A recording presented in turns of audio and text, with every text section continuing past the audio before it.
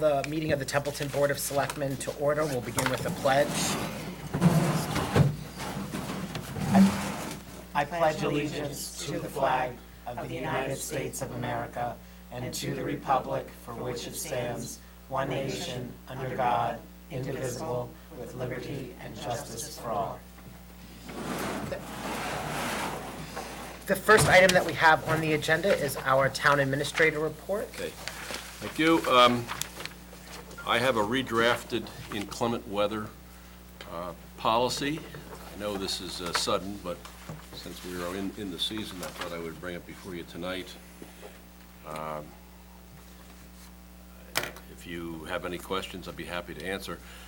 In other words, the gist of it is this: we have two situations. One, when the governor declares an emergency and the chair of the Board of Selectmen declares an emergency, that is primarily so that we can track our expenses and get reimbursed from the state for the expenses for dealing with severe weather.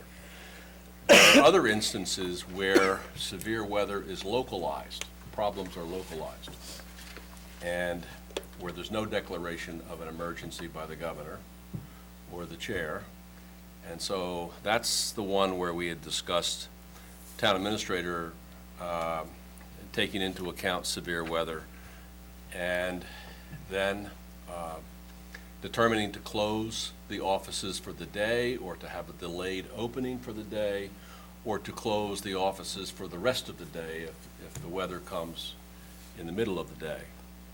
What I'm suggesting here is that that's something that the administrator would do after consulting the emergency management director, the highway superintendent, and the school superintendent. I called the school superintendent last night, for example, talked with her. She said she had closed the offices, and it seemed as though, the way I was seeing snow, that we would not be able to open the offices today. In the morning, this morning, I'd asked the Bud to call me up. He called me at 5:30, and he said, we can work here today because the roads are in relatively good condition. That was not the case in eastern Massachusetts. But you know, it was not bad. And so I decided not to go forward with closing, which you had authorized me to do on Thursday. And everyone got in today, and we had what amounts to a normal work day for the most part. And so we have those two situations. In the case of a closing, it would be non-essential personnel, so-called non-essential personnel. Obviously, we have some departments that work regardless of the weather and are required. Fire department, police department, and the highway department clearly have to function regardless. And the non-essential personnel would mean the town hall offices, COA, and in addition to the town hall offices, the administrative people in the outlying offices, including the police and fire and highway and so forth. And I've added sewer, which we agreed to last time.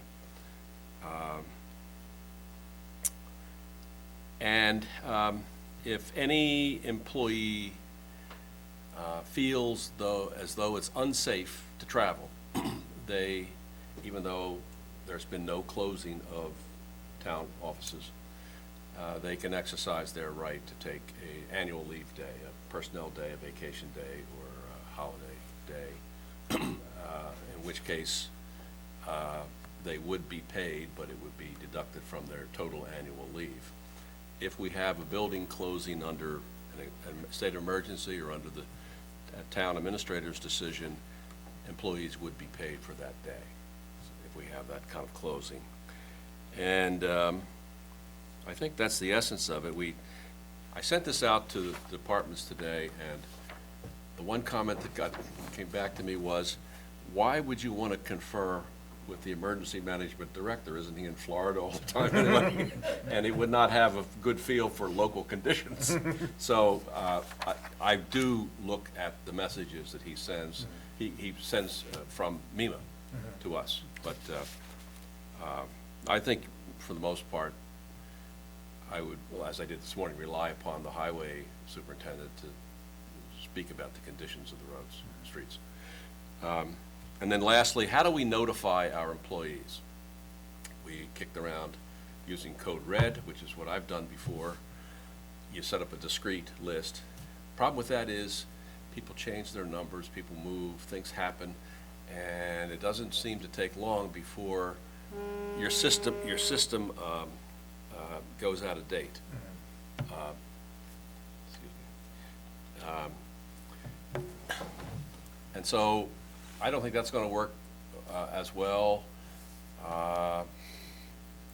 And so we decided that what we'll do is by 6 o'clock in the morning on a severe weather day or an emergency day, we will post on the town website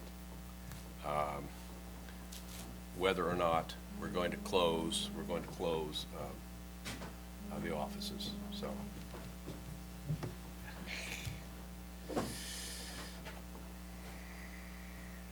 Do you want us to make a motion to? Yeah, if you're This agreeable policy? to that, yes.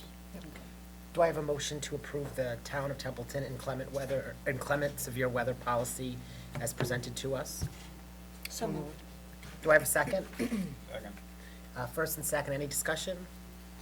If not, Julie? Yes. Doug? Yes. John? Yes. Diane? Yes. And I will vote yes, and thank you very much, Bob, for putting that together for us. Okay. Second item is signing of the contract for the triennial revaluation of town properties. And we went out to. There was bid- one sorry. bidder. Yep, one bidder. This is done every 3 years. It's routine. It's Vision, which is a company we work with normally, so. Do I have a motion to approve the Town of Templeton state contract with Vision Government Solutions, Inc. For the triannual revaluation for the assessors, the Board of Assessors? So moved. Is there a second? Second. Oh, and said contract is for not to exceed $45,000 as well. I have a first and a second. Any further discussion? If not, Julie? Yes. Doug? Yes. John? Yes. Diane? Yes. And I will vote yes as well. And we have the original here, so we can. Do you want this dated with today's date? Or- Which is the 9th, correct? Mhm. Since I did not work today, it's not fresh in my head. And thirdly, I did get a return call from Mayor Hawk Gardner regarding surplus equipment in the old police station.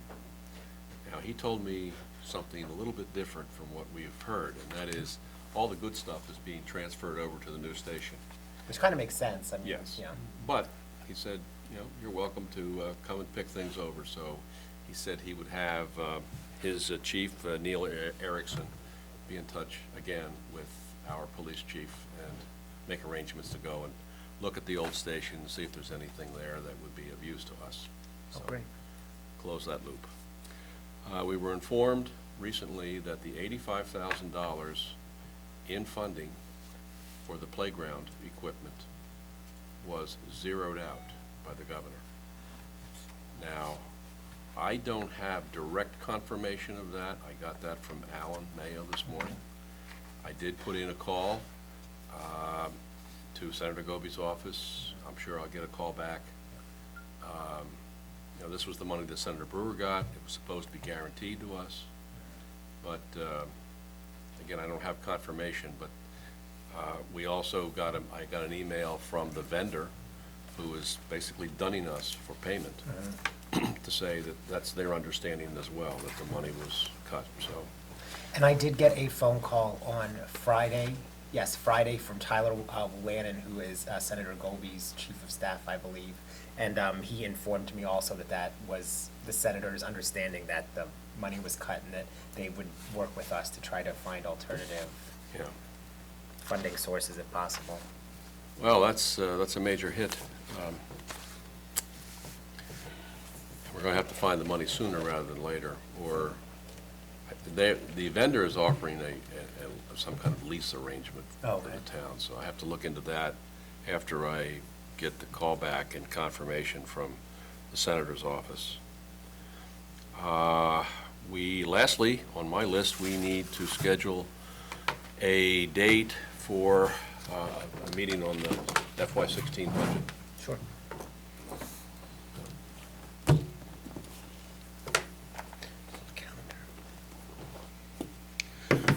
I'll just make a comment while we're looking at the schedule.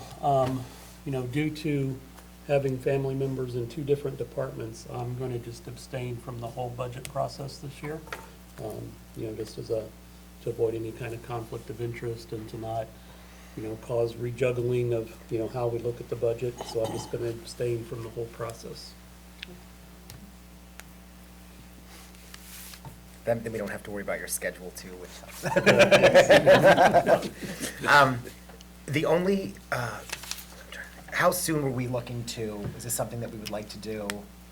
It's really up to the board. As I mentioned earlier, I'm also taking a little vacation next week, so I'm not really available. I won't be available until the 25th. The 23rd? Oh, it's 25th. That's our regular selectmen I know. meeting, isn't it, or no? I mentioned to Yeah. Ken that I'm not going to be around for the meeting on the schedule for the 23rd. What? He said you're going to Disneyland. Yeah. I'll be near there. Do we want to do it on a Monday? What about March 2nd, Monday? Since that wouldn't be a normally scheduled selectmen meeting. Does Bob usually come to work on a Monday? Are you normally here on Mondays? What do you? Yes. Oh, yeah. You do? Yeah. That's fine with me. I have a conference that day. I should be able to get back at night, though. I would, yeah, would 6:30, Yeah, Yeah. that should do it. does that work with everyone then? Yeah. Does it 6:30? work for you? It works for me. We could do it at 7. Is it just Julie who's, did you say? It's just an earmark, so it's not that Oh, bad. okay. Would it be better if we delayed it a half an Till hour 7? for you? To 7? Would Yeah, that work better? Oh, yeah, That would sure, work. that works. So March 7th. 7 p.m. Oops, I wrote March 2nd. Oh, so did I, that's what I said. Because I- March 2nd at 7? Seven. Is that what- Yeah, Seven. March 2nd at 7 PM. Yeah, Perfect. so, Great. And according to my clock, my watch on my phone, it is 6:44. So we have scheduled on the agenda for 6:45, which is in about 30 seconds, a cable hearing to discuss the cable contract. This is obviously the big item that we have on today's agenda. And if there, as it's now 6:45, if there is a motion to open the public hearing to discuss the cable contract, I'll take that motion. So moved. Is there a second? second. First and a second to open the public hearing to discuss the cable contract. Any discussion? If not, Julie? Yes. Doug? Yes. John? Yes. Diane? Yes. And I will vote yes. So we are officially in our hearing to discuss the cable contract. Is there anyone here that would like to speak about the? I can speak. Yes, about that. okay. I just want to give you each, the top sheet are some of the things that Bob went over last week, and at the bottom are some of the things that I was able to talk to an attorney today, and he had some ideas. We can talk about that as well. And on the bottom is a draft of our master plan, just so you know what we're intending on spending some of the capital funds that we have on. Sorry, I don't have an extra. I'll share this. I'm sorry, Bob, I didn't get. That's all right. You know, I was on, More, but I can speak to each of these, and just so everything's straight about this, the Board of Selectmen is the official issuing authority for the franchise contract. The Cable TV Advisory Board serves in an advisory capacity. The Select Board and runs the TCTV station. Our contract is expiring December 22nd. We can negotiate formally or informally with the cable company. We still have the situation in place where we can go back to a formal negotiation if we feel that we need to. And usually we have to end the ascertainment process of assessing the town's needs about 6 months beforehand, actually 4 months, but they recommend 6 months. I'd like to end it even earlier than that. And you can only negotiate for cable TV, not for internet or voice over IP phone service with cable TV contract. So that said, I talked to Bill Solomon today, and he's very eager to help us out. He said it was a good time to negotiate the contract, and he said something very interesting too, and something related to what I've been thinking about, that this could be the last cable contract for the town, depending on what happens with technology and with everyone streaming stuff. You know, we don't know what's gonna happen with cable TV. We did both agree that Comcast would still probably be making billions of dollars in 5 or 10 years. We don't know if it's cable TV or not. So, and we get 2% up to 5% we can get of the TV revenues. So his suggestion was, go for as much as you can right now. You may need it. I can agree with his logic. I'm not sure I agree 100%. We've been very careful not to put additional fees on people's cable bills, because that's where the money comes from. Comcast doesn't just gift anything. They pass it through to the subscribers, and at the bottom of your bill is a low franchise fee. So we may want to be careful about that. And some of the things we're looking at, density requirements, I think right now we're at 20 houses, but they include what Comcast calls the existing plant, meaning the wires. So it can be 20 houses per mile. It can't, to get something wired, say 4 houses on Queen Lake Road that want cable, we can't get it wired by Comcast, because we're counting a mile on the existing plant.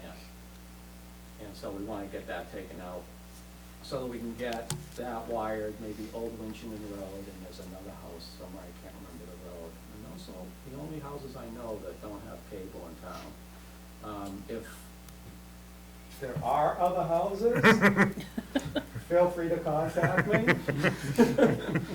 And we'll try to get you cable. Drops, I believe, is 100 feet for a driveway to drop the line and get in. After that, Comcast will charge. We want to get that up to 150 feet.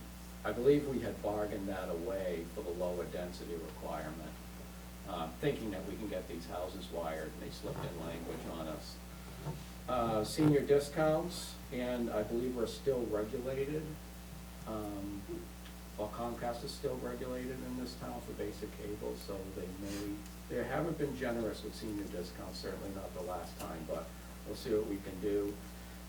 There's a really onerous clause in the current contract that we were told last time around we couldn't get a contract without it, and that's basically if 15% of the town, if Comcast can prove that 15% of residences in the town subscribe to other multi-channel video sources, meaning DirecTV, Dish, they can get special relief, and they can petition the FCC for special relief. So think about it, that's 85, if they go less than 85% of their virtual monopoly, they can be deregulated in the town, and we were able to beat that back when they tried, when they petitioned the FCC for special relief, because we knew their numbers were wrong. But they came again, I think in 2013, and the state issued a judgment saying that they believe the numbers are wrong on behalf of Templeton and several other communities. Technical upgrades to keep up with the times. Comcast is pretty good about that. I'm not sure we can get that in the contract, but we're certainly going to ask.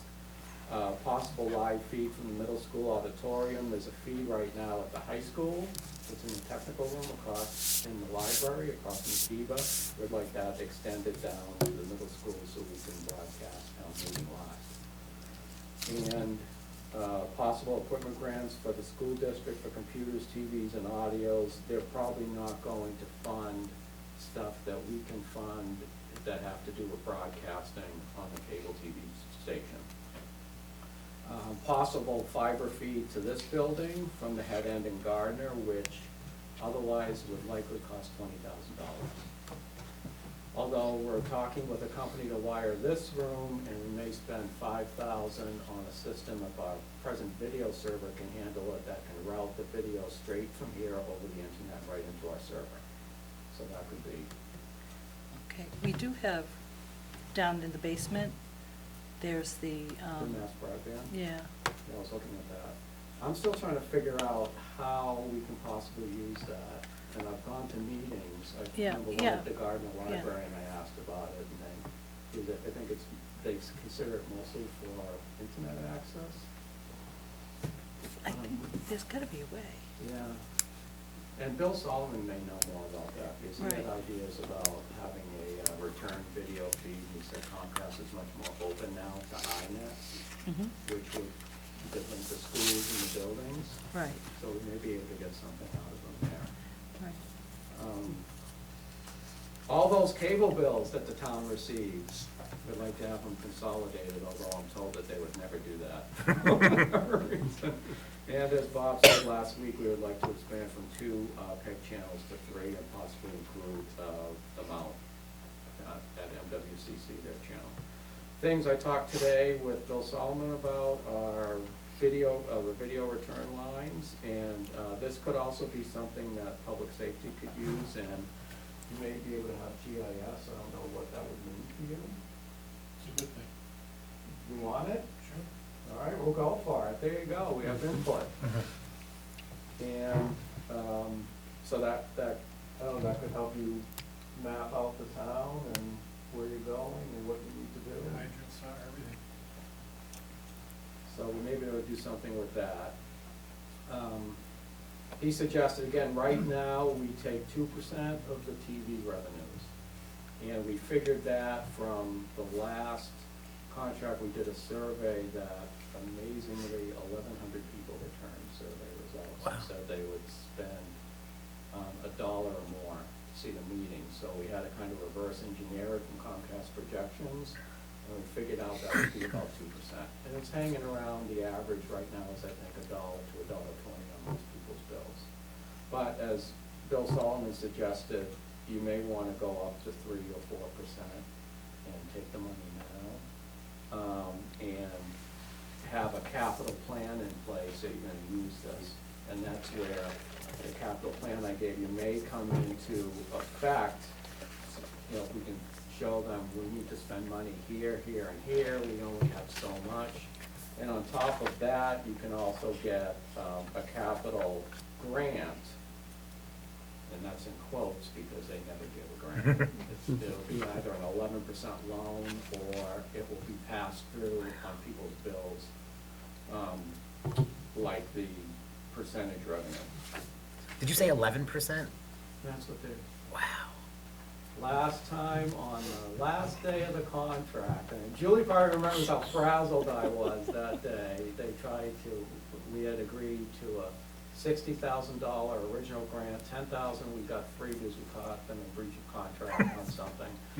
And $50,000 was the grant, and it was gonna be paid back, and we did pay it back in 5 years, with the subtracted from each payment they made to us. But on the last day, at the 11th hour, they said, it's gonna be 11%, or prime plus 1. And we basically told them the selectmen would never sign that, so don't bring that here. But they traditionally do that.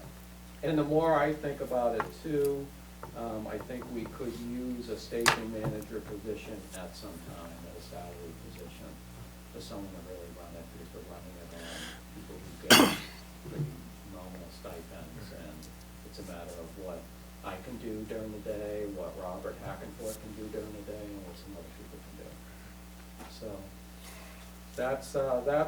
those are the needs that we've come up with so far, and we're open to other suggestions. And since the room isn't so packed, maybe we can get out another memo to town departments, and I'll speak to people. And the school also has a survey.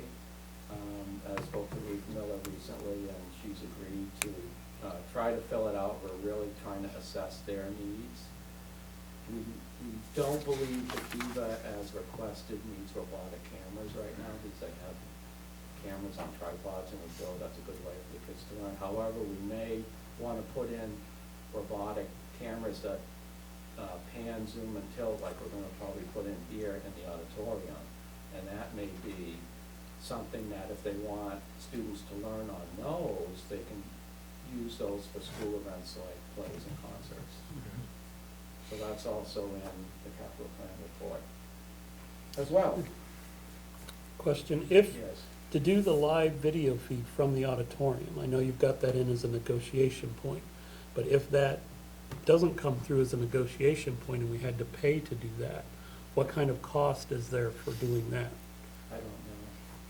'Cause I'm wondering if you did the, I know fiber's expensive, but it can't be too much to run it from the library down to the auditorium. so that's all it really needs is just a fiber That's what feed? I and think. I'm sure it will get more complex once. Yeah, because I mean, there's gotta be equipment People on it. start quoting us on it.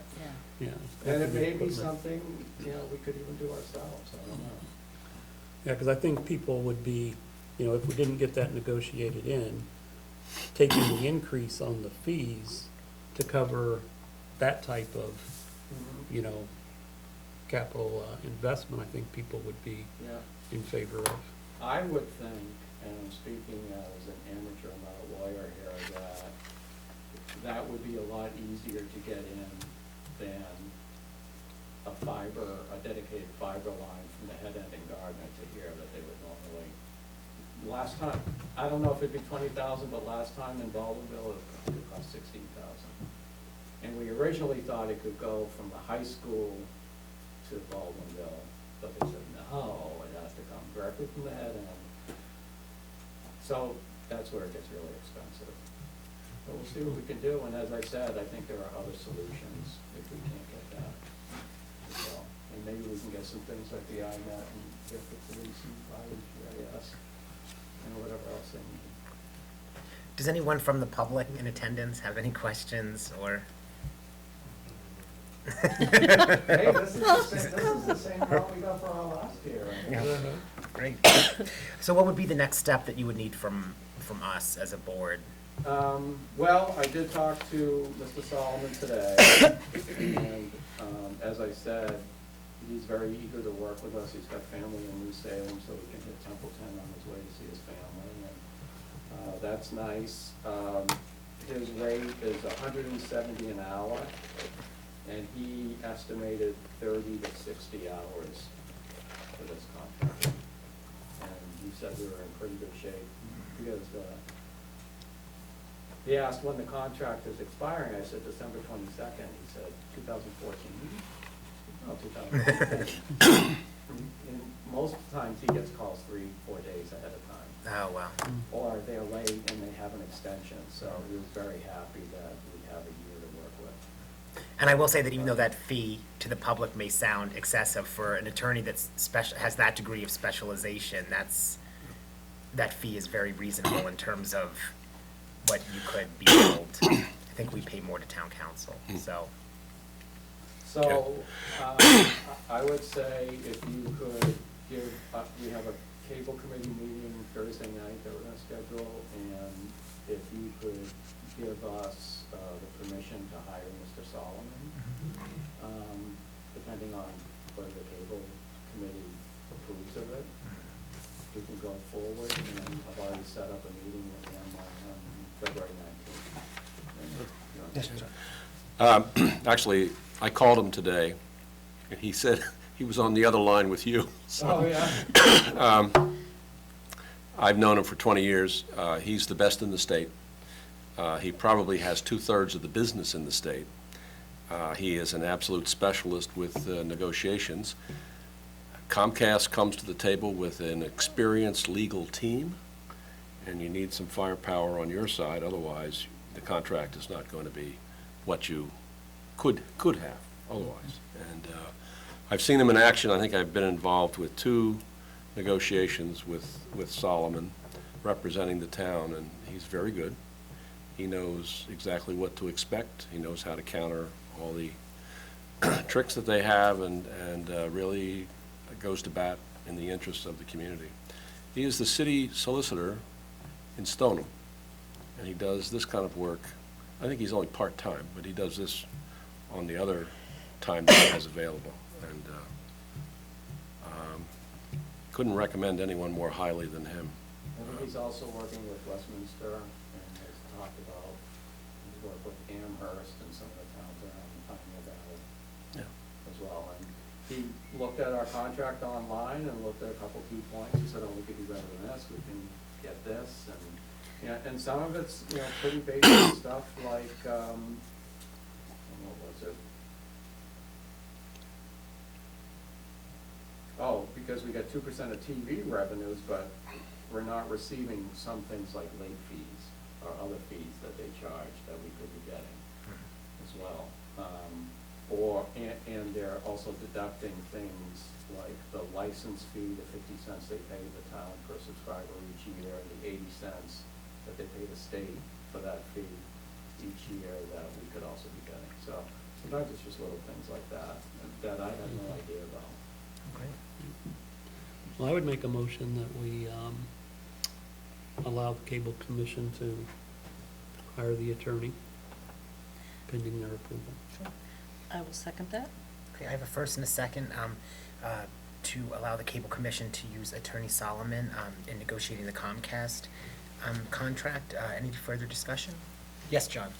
A couple of things. I really think, again, to emphasize that if there's technology there that will assist our public safety people, I think we should make that a priority. And also, if we could get a station, a channel that could be used for educational purposes, there's so much that could be done there that Yeah. I think we should try to get that too.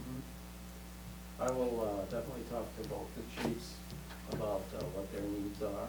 And as I said, the school has a survey too. And, you know, right now, we give the school 4 or 5 hours every weekday morning except Wednesday, and it's blank most of the time.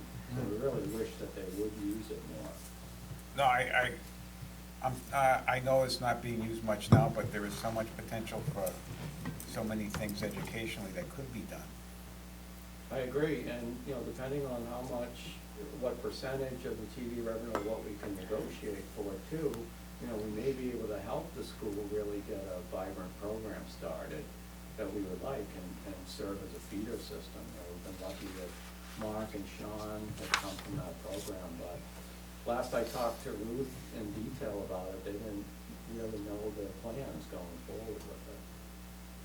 So, maybe we can dedicate a channel for the school? Well, we can work on it. Yeah. Absolutely. Any other discussion? If not, Julie? Yes. Doug? Yes. John? Yes. Diane? Yes. And I vote yes as well. At this, unless there's anything else under the heading of the cable hearing, I will accept a motion to close out the public hearing on the cable contract and move back into our regular selectmen meeting. So moved. Is there a second? Yes, second, sorry. I have a first and a second. Any further discussion? If not, Julie? Yes. Doug? Yes. John? Yes. Diane? Yes. And I will vote yes. Thank you very much. My position is back in the Okay. I believe that that is the final item on tonight's agenda. Thank you to all of my fellow selectmen for braving the weather to come out. At this point, we'll move on to selectmen's comments. Julie, do you have anything you'd like to? Yeah, I'm all set, just the Valentine's Day comedy night Mhm. at Camelot, which will be Saturday. Anything, Doug? No, I don't have anything tonight. Okay. John? I wanted to talk a little bit about the reuse committee. The meetings we've been conducting, we have been mistakenly called them reuse when they're having to do with the operational aspects of the property. The actual reuse committee that was spelled out in the legislation, our first meeting with that will be Wednesday, the 18th, here at 2 o'clock. And that's the one with the legislation which spelled out who the representatives are. So the only people who will be allowed to sit at the table are those spelled out in the law itself. It's a public meeting, everyone's welcome to come. And you said here, Wednesday, the 18th at 2 o'clock? Yeah, that's correct. Who's taking over for Beverly Bartolomeo? Is that who was on the committee but can't be now? Right, right. Well, that's up So to the if you- committee.